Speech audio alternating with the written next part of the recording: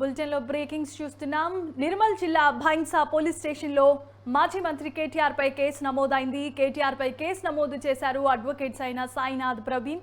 ఇటీవలే రోడ్ షోలో పోలీసులపై అనుచిత వ్యాఖ్యలు చేశారు కేటీఆర్. దీనిపై కేసు నమోదు చేసినట్లుగా తెలుస్తోంది. ఇదే అంశానికి సంబంధించి మరిన్ని అప్డేట్స్ ను అందించడానికి మా Adilabad reporter Ramesh phone in ద్వారా సిద్ధంగా ఉన్నారు. రమేష్, చెప్పండి.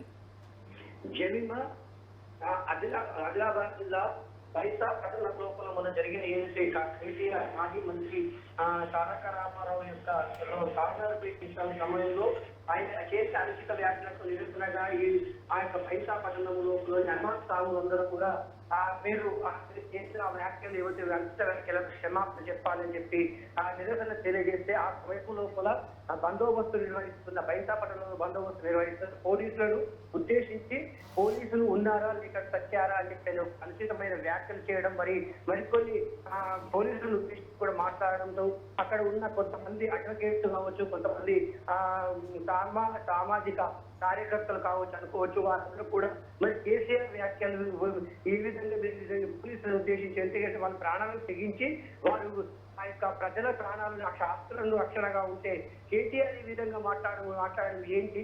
ఇతను ఒక మంత్రిగా చేశారు, మరి యొక్క పార్టీకి వర్కింగ్ ప్రెసిడెంట్ గా ఉన్నాడు.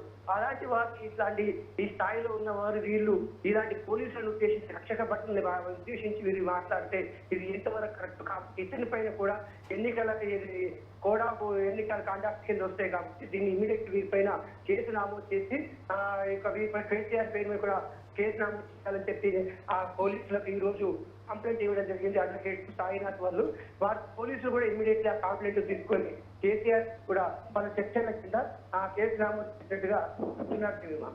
అయితే ఇప్పుడు కేటీఆర్ పై కేసు నమోదైన విషయంపై కేటీఆర్ ఏ విధంగా స్పందిస్తున్నారు? ఏమన్నా దీనికి సంబంధించి రియాక్ట్ అయ్యారా? ఇప్పుడు కాబట్టి కేసీఆర్ కు ఇంకా సమన్స్ పంపలేదు వారు పోలీసులు.